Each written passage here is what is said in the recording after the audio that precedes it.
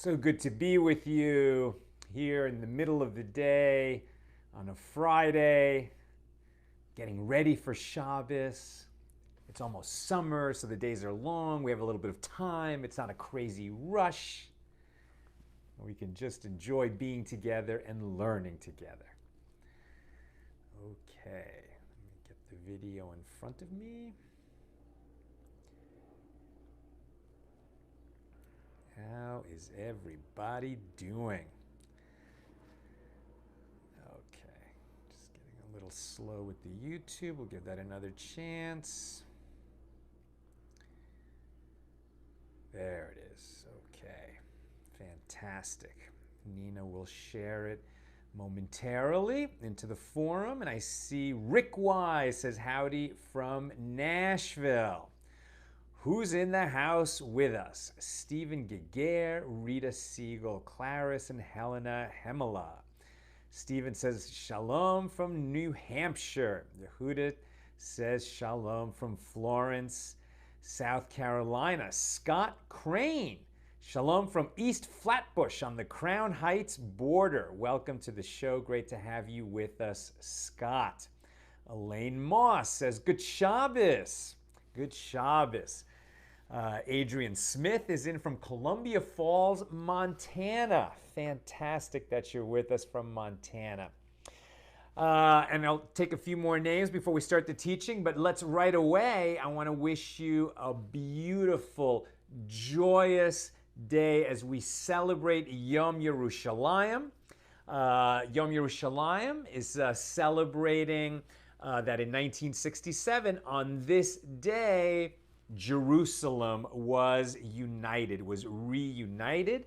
It was a short war, the 1967 war that Israel fought. Jordan attacked, Israel defended itself and seized the opportunity. We shared a beautiful story yesterday that Rabbi Marvin Heyer wrote about some reminiscences.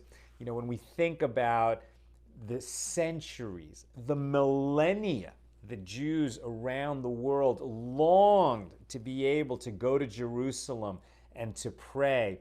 And since 1967, we are free, and people of all religions are free to worship in Jerusalem. And thank you, God, that we live in this time when Jerusalem is free and open. Thank God a Jew can go and worship in Jerusalem. A Christian can go and worship in Jerusalem. A Muslim or a Baha'i or a Druze can go and worship in Jerusalem. And we celebrate that today. We had on our show a couple years ago a fellow named Yaakov Cohen. Maybe Nina will put that link in the comments.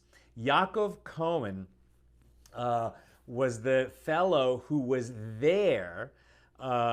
He was an Israeli soldier at that moment, and he was there when the Israeli soldiers first made it to the Western Wall in 1967, and he brought the shofar. He was a soldier, and as they went through the streets of Jerusalem, he ran into a man who wanted to go there and be there. Everyone could see that, you know, finally Jews were going to be able to go and worship freely by the Western Wall. Only soldiers could go at that moment. So this man said, well, take my shofar. And Yaakov Cohen was the young soldier who took that shofar, brought it to the wall, and blew that shofar. And Rabbi Goren blew that shofar at that moment in 1967. So let us blow a shofar today to celebrate that Jerusalem, the eternal home of the Jewish people, was liberated on this day in 1967.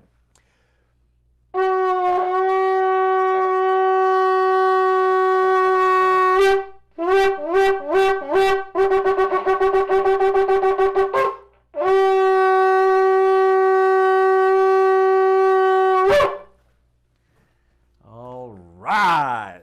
How beautiful that we live in such a time that this happened and we can go to Jerusalem. Not right now, maybe it's difficult to fly, but when this pandemic is over, maybe this is the time for you to formulate your plan to go and visit Jerusalem.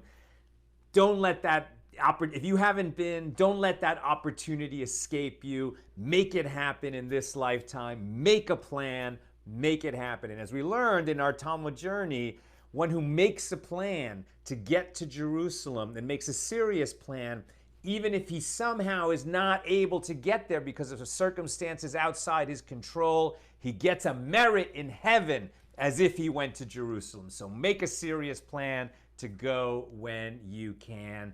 Everybody who gets to Jerusalem, it's just one of the most special trips you can make in this world. All would agree on that. Okay. We are holding on. Where are we? We're now opening chapter 8. We're in Daf Ayin He. So this is going to be, Ayin Chet. This is going to be page 77. We're holding on page 77 and opening chapter 8 of Tractate Shabbos. And we're going to study the first Mishnah of chapter 8.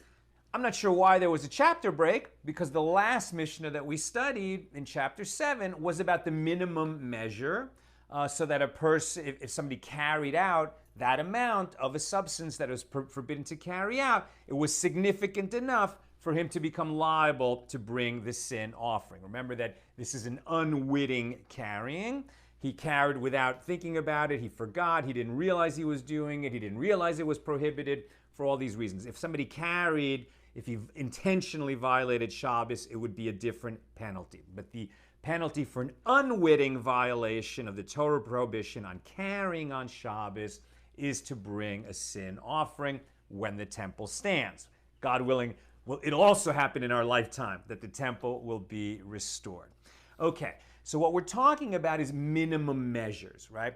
So you're carrying, you're going to be liable to bring the sin offering for carrying something from the private domain into the public domain, or carrying it 4 cubits in the public domain, if there's enough of a thing for it to be significant. If you're carrying such a tiny amount that it's not significant, so you're not going to be liable. So the sages here are establishing these minimum measures. And in the first Mishnah of chapter 8, we're going to talk about minimum measures for certain liquids. All right, this is minimum measures for taking a liquid. So the minimum measure for carrying wine in the public domain is the amount needed for the cup of blessing. And as we'll see, when our sages talk about wine, they mean something a little bit different than we mean. This is quite interesting. Wine in the Talmudic period, right? Wine 2,000 years ago, 1,500 years ago in the Talmudic age, it was a different substance than it is now. It was made from grapes. It tasted like wine. But they would ferment it, brew it, however they prepared it in the winery, much stronger. I guess the alcohol content, the viscosity, the wine was much stronger. So when they would actually go to drink it, they would dilute it with water. So when they refer to wine in the Talmud, when our sages refer to wine in the Talmud, they mean a drink that is quite a bit stronger than the wine that we're accustomed to today. So, and perhaps this had to do with storage. If the wine was much stronger, it would probably keep longer in the conditions that they had. There were no, air conditioning. There weren't preservatives. There weren't, the barrels maybe weren't sealed quite as tight as modern barrels. For whatever reason, when they talk about wine, they mean a liquid that is quite a bit stronger than modern wine, and it had to be diluted with water. So how much wine gets you to the threshold so that you're liable to carrying the minimum measure? It's enough pure wine so that when you dilute it, you can have enough for the cup of blessing. How much is that? We'll get to that in a moment when we get into the Gemara on this Mishnah. The minimum measure for milk, 1 gulp. I love this. The minimum measure of milk is the amount that a person swallows in 1 gulp, right? I mean, in modern times, we just don't measure things like that as gulps, right? Wrong. I'll share a story. I should probably be embarrassed, but I'll just share it with you. The first time in my life that I became intoxicated on alcohol. You know, I was a teenager. I was hanging out with my best friend, my next door neighbor. His name was Mark.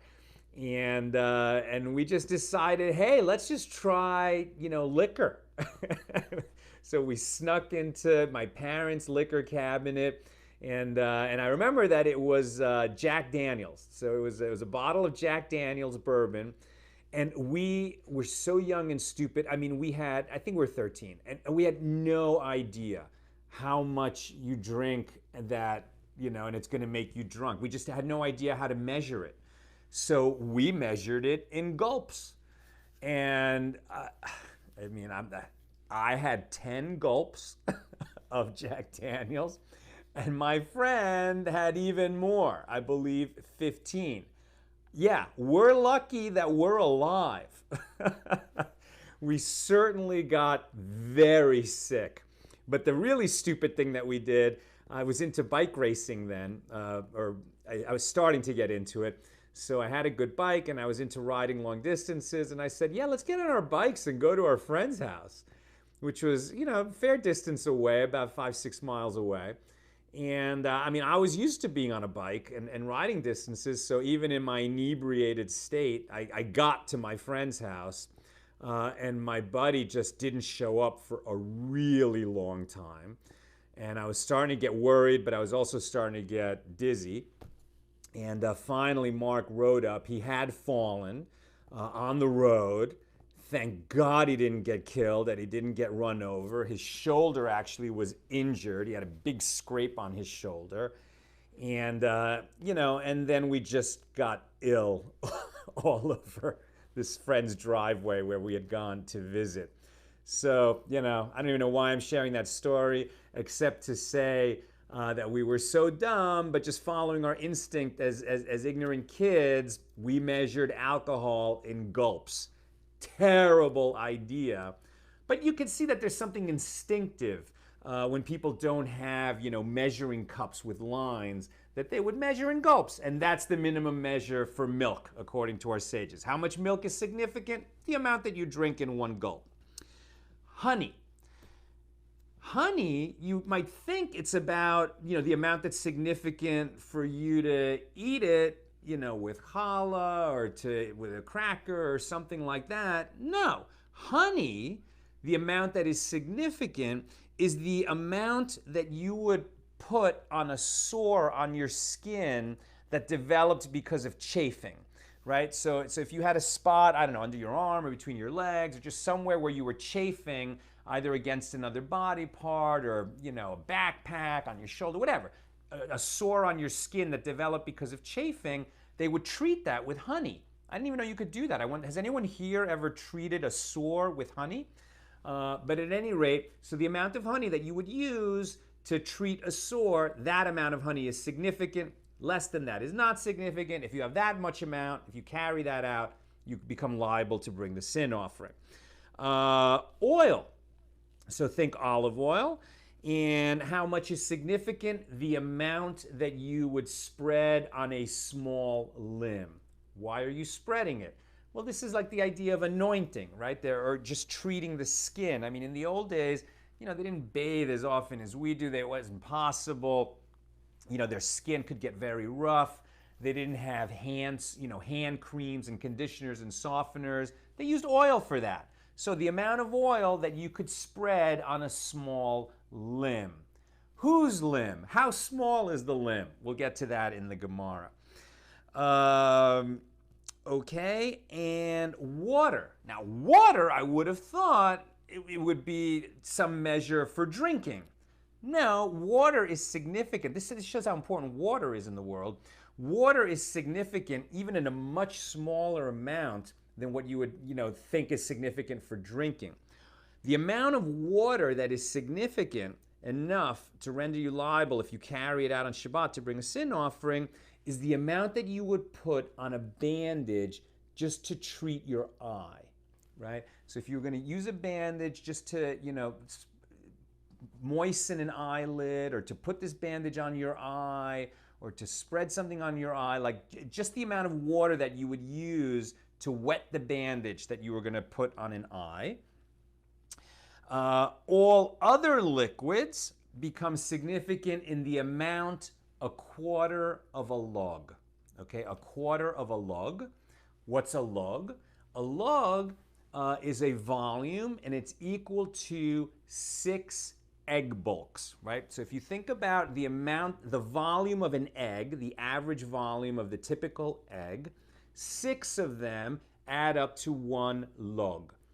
A quarter of a log is a significant amount for all other liquids than the ones that we've mentioned here. So therefore, a quarter of 6 egg volumes, about an egg and a half, right? So for all other liquids, if you carry an amount equal to about an egg and a half volume, then you've carried a significant amount.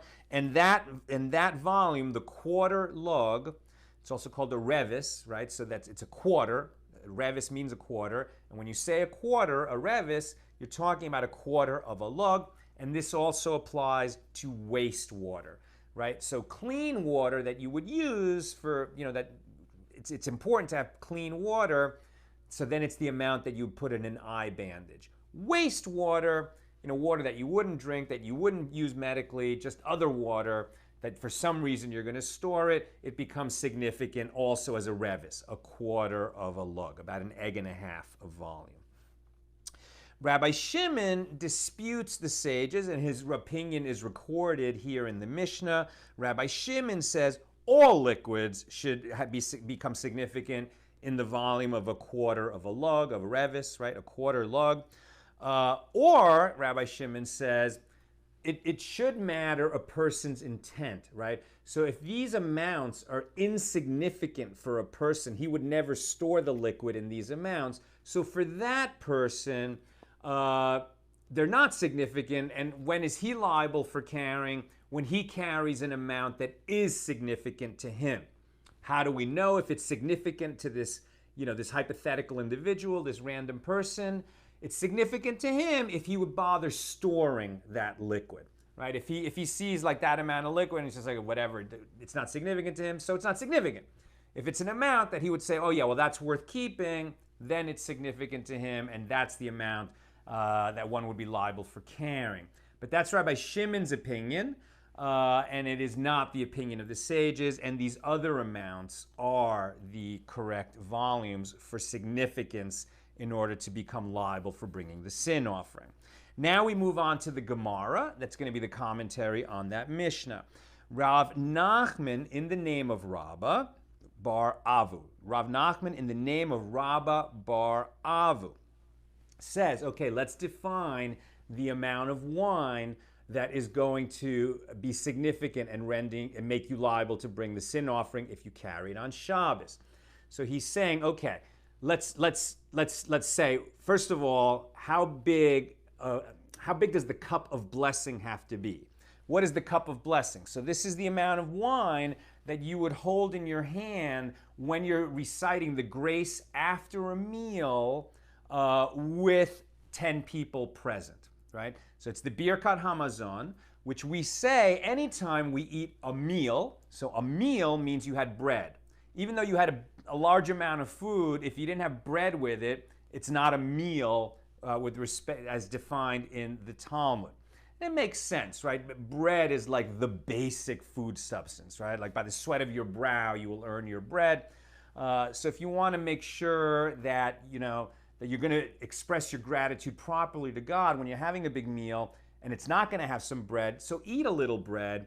Then you become liable to say the Birkat Hamazon, the full grace after the meal.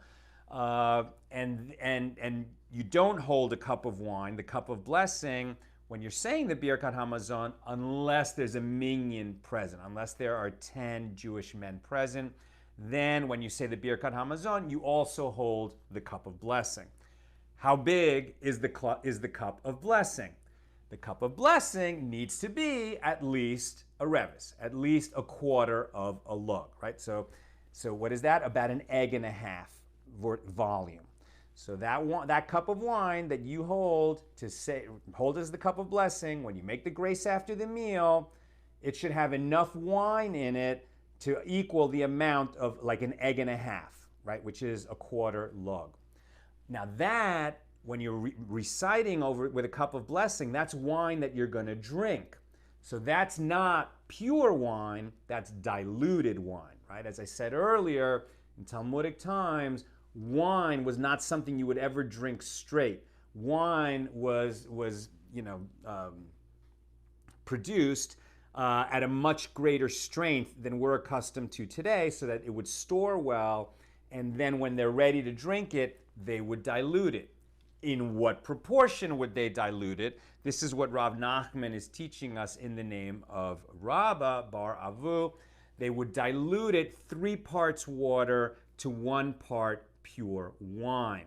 So therefore, if your minimum measure for the cup of blessing is a 1/4 lug, and what's inside this diluted wine is 1/4 wine and 3/4 water, so it's a 1/4 of a 1/4 lug is the minimum amount for you to become liable to bring a sin offering if you carry it outside on Shabbos.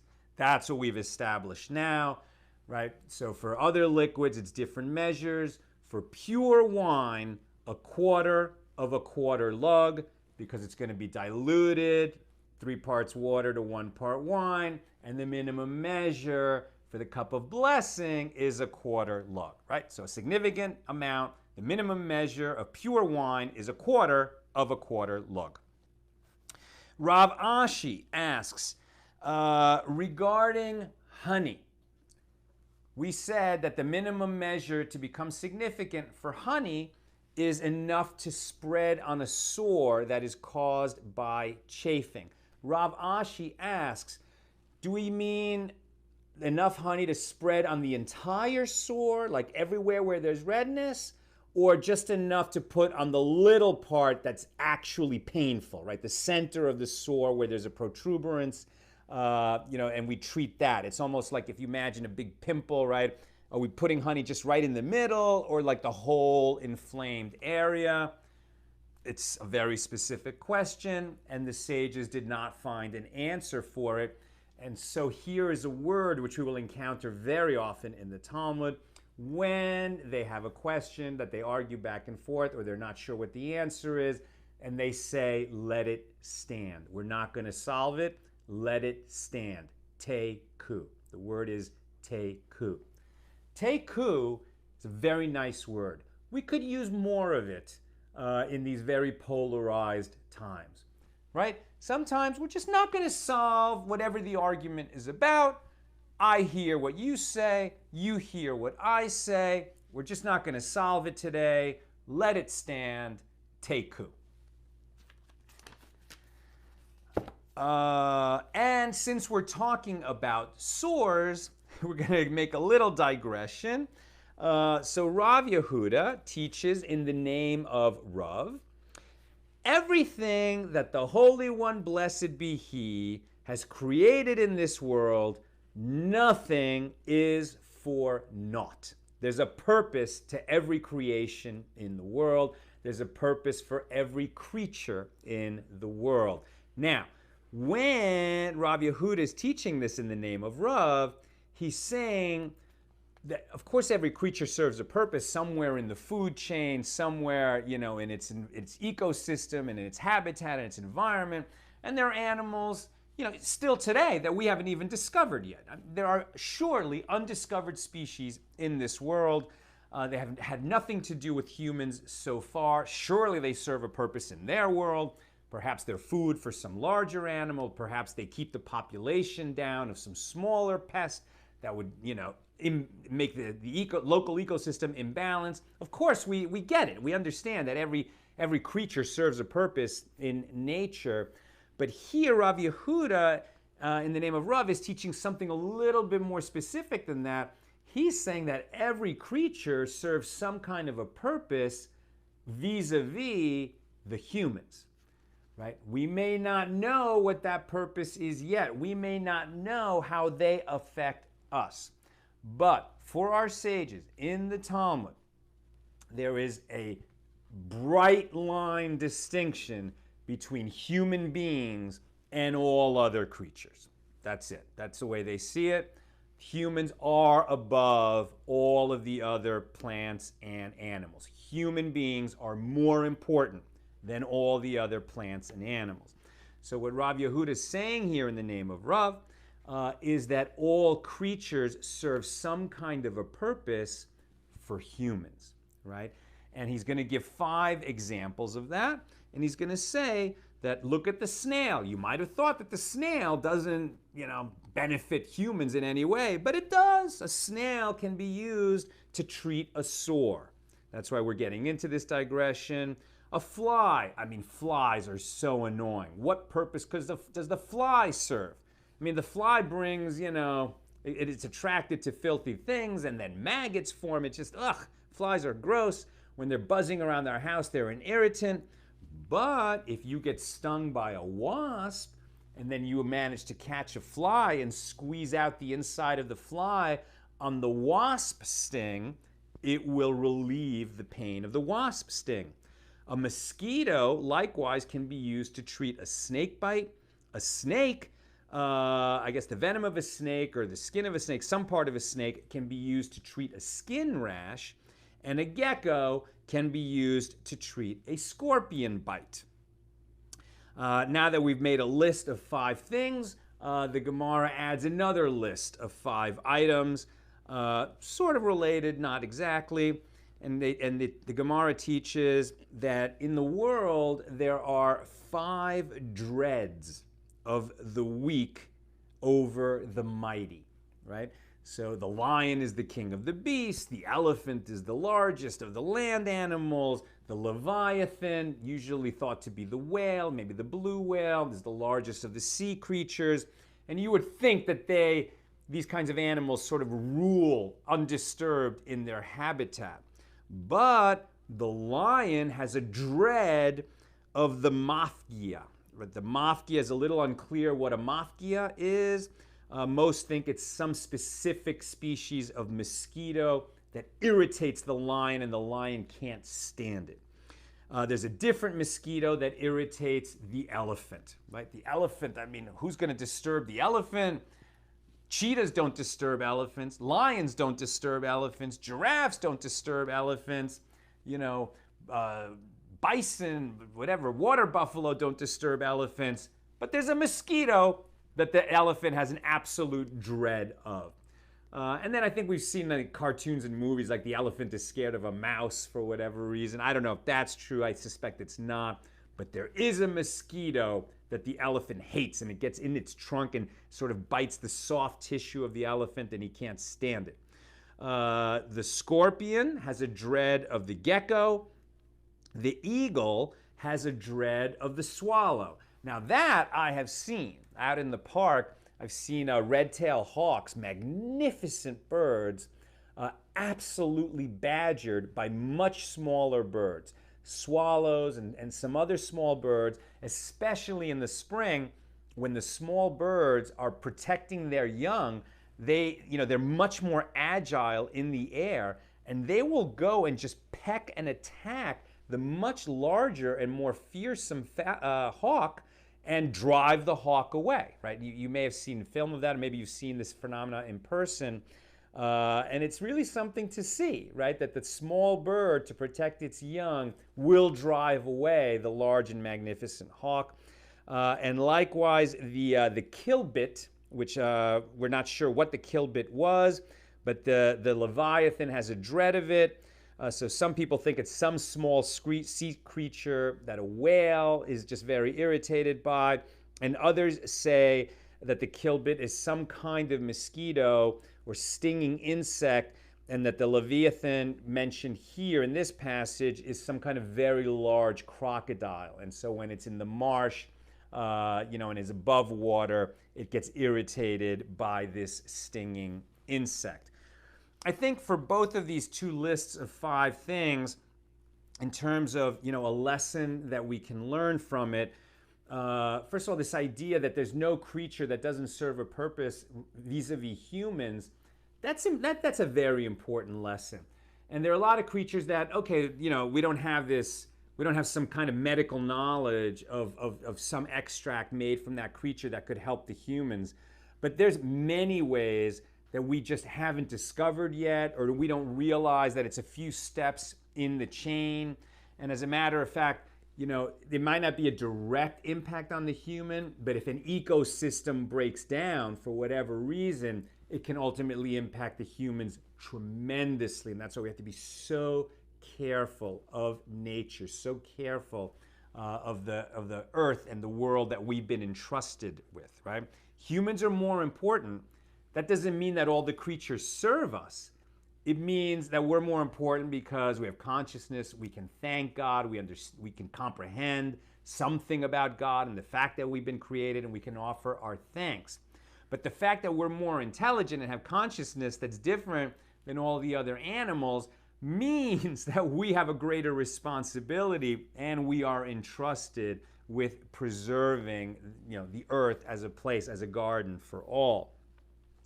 And with respect to these 5 dreads that large creatures have with respect to small irritating creatures, there's a lesson in that, right? Don't be overconfident.